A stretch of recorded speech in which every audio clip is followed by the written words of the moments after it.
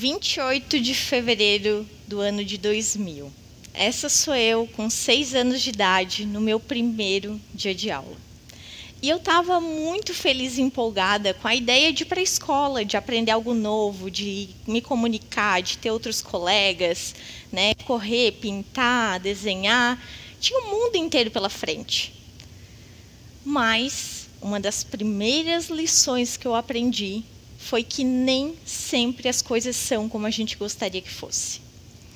Quando eu cheguei na escola, eu me deparei com 2 ambientes, o de punição e o de julgamento. Primeiro, punição por conta da metodologia de ensino, onde o professor está lá na frente e ele é o detentor de todo o conhecimento. A nossa função como aluno é decorar aquilo que o professor diz que é o correto. Não há um estímulo para a gente pensar em alternativas, resoluções de problemas, formas diferentes de fazer aquilo. É como se, a partir daquele momento, o botão do pensamento divergente tivesse sido desligado. Os exames são baseados em apurar a retenção de conhecimento. E aí eu fico me questionando, mas será que isso é uma ferramenta útil nos dias de hoje, onde a informação está a um clique de distância? Eu me lembro de um episódio que aconteceu comigo, quando eu tinha recém entrado na escola, que a professora pediu que a gente desenhasse uma árvore. E eu, muito feliz e empolgada, fui lá e desenhei a árvore que estava aqui na minha imaginação. Aí a professora começou a percorrer entre os corredores e tal, avaliando os trabalhos realizados, parou diante da minha mesa e disse que a minha árvore estava errada. Poxa, Thaís, tu pintou a árvore de cor de rosa e azul e a árvore é verde. Naquele momento, eu fiquei muito decepcionada. Mas não decepcionada com a professora, decepcionada comigo. Como pode eu ter errado? Como pode a minha imaginação estar errada? Por quê? Aquele momento é como se a minha imaginação ela tivesse sido retirada de mim e colocada num cômodo. Sabe aquele cômodo da casa que a gente acaba colocando as coisas que não usa mais? Eu tenho um sofá lá antigo, coloco lá no quartinho escondido, coloco um lençol por cima e esqueço. Foi assim que eu me senti. E eu sei que isso não aconteceu só comigo. Várias pessoas passaram por episódios semelhantes. E a nossa imaginação foi colocada de lado. O segundo ambiente que eu encontrei foi o de julgamento. Eu fui uma criança muito gordinha, eu tinha o dente torto e filha de agricultor. Por conta disso, quando eu cheguei na escola, o meu nome se confundia muitas vezes com colona, com baleia, com dentuça. E isso era muito frequente. E fez com que eu quisesse me esconder, me isolar, me tornar invisível. Só que eu não podia. Então, a maneira que eu tinha era, onde eu podia ficar um pouco mais invisível, eu ficava. E por conta disso, eu comecei a não aparecer mais. Eu tinha vontade de fazer aquilo. Não vou porque as pessoas podem me julgar. Eu tinha vontade de fazer uma apresentação. Não vou porque as pessoas podem me julgar. E foi assim por um bom tempo. E por conta disso, eu resolvi colocar uma armadura. Bom, se as pessoas me julgam pela maneira que eu sou, se as pessoas me julgam por como a minha imaginação atua, eu vou tentar ser a melhor aluna. Ao menos a melhor aluna de sala de aula, porque daí eu sigo o padrão, tiro notas boas, e aí eu não vou ter um dedo apontado para mim dizendo que eu errei. E foi assim por um bom tempo. Até que eu comecei a sentir um incômodo. Eu sentia que tinha algo que não estava legal. É como se eu tivesse sido colocada dentro de uma caixa pequena, e aí eu fui crescendo, e a caixa continuava pequena, e começou a ficar desconfortável. E aí eu comecei a perceber, poxa, se eu não fizer nada, as coisas vão continuar assim. Depende de mim agir, fazer alguma coisa. Porque senão eu vou viver a vida que os outros acham que é correta para mim. Eu vou seguir o padrão, aquilo que todo mundo faz. E nesse incômodo, eu comecei a fazer pequenos movimentos. Então, quando eu estava saindo do ensino fundamental para o médio, eu queria muito trabalhar. Eu estudava de manhã e eu teria que estudar à noite. Mas não passava ônibus no período da noite onde eu morava. Então, eu pensei, poxa, como que eu vou resolver isso? E aí, eu conversei com os alunos que moravam próximo a mim, e verifiquei quais deles teriam desejo de estudar à noite. Fiz uma listinha, entrei em contato com a secretária de educação da cidade, sem ninguém saber, uma menina de 14 anos marcando reunião. Marquei uma reunião com ela e fui lá conversar com ela. Saí um dia da escola, ninguém sabia.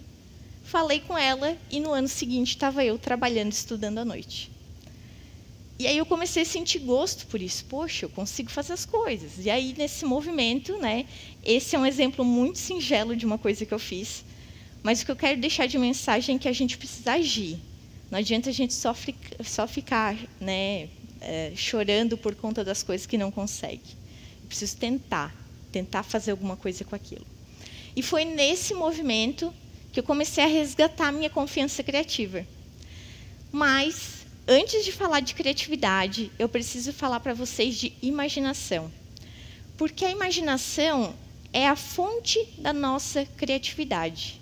É a partir da imaginação que a gente vai ter ideias, vislumbrar cenários, possibilidades. E todos nós somos seres imaginativos. A gente tem a possibilidade de pensar em coisas que existem, coisas que não existem, coisas que podem existir. Se eu pedir para vocês imaginarem agora um elefante cor-de-rosa aqui do meu lado, eu tenho certeza que vocês vão conseguir imaginar. Esse é o poder da nossa imaginação. E aí, eu estou na imaginação, eu dou um passo além e chego na criatividade. Porque a criatividade é usar a minha imaginação para resolver alguma situação que eu tenho, resolver um problema. Como o meu da escola. Eu queria estudar à noite, mas não tinha condições. Eu achei uma solução para resolvê-lo e deu certo. E é isso, a gente usar esse poder da imaginação junto com alguma ação. Mas quando eu falo de criatividade, eu acho engraçado que muitas pessoas dizem assim, não, Thaís, eu não sou criativo. Porque criatividade tem a ver com um músico, com um pintor, com um cantor, com um publicitário. Ou outras pessoas ousam dizer que criatividade é dom. A pessoa nasce criativa ou esquece, acabou as possibilidades. E não é isso, são mitos que foram implantados. Criatividade é coisa de todo mundo. Todos nós somos seres criativos. Basta a gente olhar a evolução humana e a gente se depara com centenas, milhares de criações envolvendo o poder da criatividade. Poxa, o pessoal tinha uma necessidade, foi lá, usou a imaginação e resolveu. Descobriram fogo, criaram lança, criaram armas, criaram a carroça, criaram símbolos, a escrita, uma infinidade. É só a gente parar e refletir tudo que tem à nossa volta. Quando não existia, quem teve a ideia de criar o que a gente tem hoje, que a gente usa? Então, isso é criatividade. E todos nós temos essa possibilidade. E quando eu olho para a palavra criatividade, eu gosto de fazer esse tipo de brincadeira, de extrair palavras. Bom, olhando criatividade, eu consigo extrair outras duas palavras. Criar e atividade. Criar vem de dar origem a algo. E atividade vem de ativo, aquilo que se movimenta. Logo, criatividade é pensar e agir. Se eu só tenho ideias e não faço nada com essas ideias, eu estou sendo um ser imaginativo. A partir do momento que eu decido implementar uma ação às minhas ideias, aí sim eu estou usando o poder da minha criatividade. Só que é natural que o nosso cérebro queira percorrer aquele caminho que consome menos energia. Nosso cérebro não quer ficar lá gastando energia à toa. Eu gosto muito da analogia que eu estou lá no mar, na beira do mar, caminhando, molhando os meus pés na água. Quando eu estou lá fazendo isso, eu estou relaxando o meu corpo, gastando pouca energia, né? Estou lá, tranquila.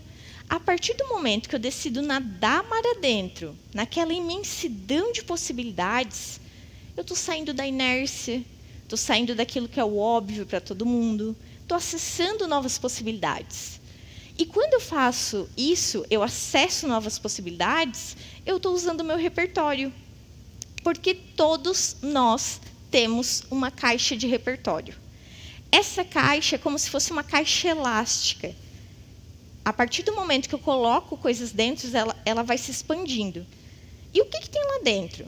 Tem tudo que eu vi, tudo que eu ouvi, as coisas que eu tive experiência, o meu conhecimento, aquilo que eu li, as minhas crenças, está tudo lá dentro. E aí, quando eu preciso, eu vou lá, acesso isso e começo a fazer conexões. Porque criatividade não é eu pegar um papel em branco e desenhar algo totalmente do zero, totalmente novo. Criatividade é eu conseguir combinar coisas. É eu conseguir me afastar do tempo e espaço que eu estou e enxergar novas possibilidades. É eu pegar aquilo que está desconectado e conectar. É eu juntar um pedacinho de algo aqui com um pedacinho de algo lá e transformar em algo totalmente novo. Isso é criatividade. E é natural que quando a gente fale disso, né, eu gosto muito de trazer um exemplo para as pessoas entenderem do celular e da câmera fotográfica. Pensem que antigamente o celular era um meio de comunicação, as pessoas usavam ele para fazer ligação. E aí alguém pensou, por que não combinar um celular e uma câmera fotográfica? Duas coisas totalmente distintas. E aí essa pessoa foi lá e combinou isso. E hoje, todos nós queremos um celular com uma boa câmera, para bater foto, registrar os nossos melhores momentos. E quando essa pessoa foi ter essa ideia, provavelmente passou pela cabeça dela muitas coisas. E se der errado? E se as pessoas rirem de mim? E se as pessoas zombarem de mim? E se eu for um fracasso? Esses são aqueles pensamentos que muitas vezes nos bloqueiam e acabam deixando a gente de agir. Porque daí aquilo fica atormentando a nossa cabeça e a gente pensa, poxa, não vou fazer. Não vou fazer porque se eu fizer pode dar errado. E é natural, a gente tem que aprender a lidar com esses medos, com esses anseios, com essa possibilidade de falhar. Porque quando eu falo que eu estou criando algo diferente, eu tenho a possibilidade de falhar. Só que se eu falhar, eu vou aprender com isso. O medo do julgamento é algo também que bloqueia muito a gente. E se eu estivesse pensando no medo do julgamento, eu não estaria aqui hoje. Porque provavelmente nesse momento algumas pessoas devem estar me julgando. Pela maneira que eu falo, pelo que eu estou falando, pela maneira como eu estou vestida, pelo tom da minha voz. A gente não consegue controlar isso. É algo externo. E por que eu vou gastar tanta energia com algo que é externo, que eu não consigo controlar? É importante que a gente consiga seguir nesse caminho e deixar o julgamento de lado. O medo é um sinal de alerta para a gente, né? Vamos ver se realmente vai dar certo, vamos ter uma atenção aqui. Mas o julgamento que é externo é impossível de controlar. E a gente precisa seguir nesse caminho. Porque a criatividade ela anda junto com a coragem. São caminhos paralelos. Ao mesmo tempo que eu dou um passo na criatividade, eu tenho que dar outro na coragem. Eu gosto de me imaginar como equilibrista. Eu estou lá naquela linha, assim, balançando.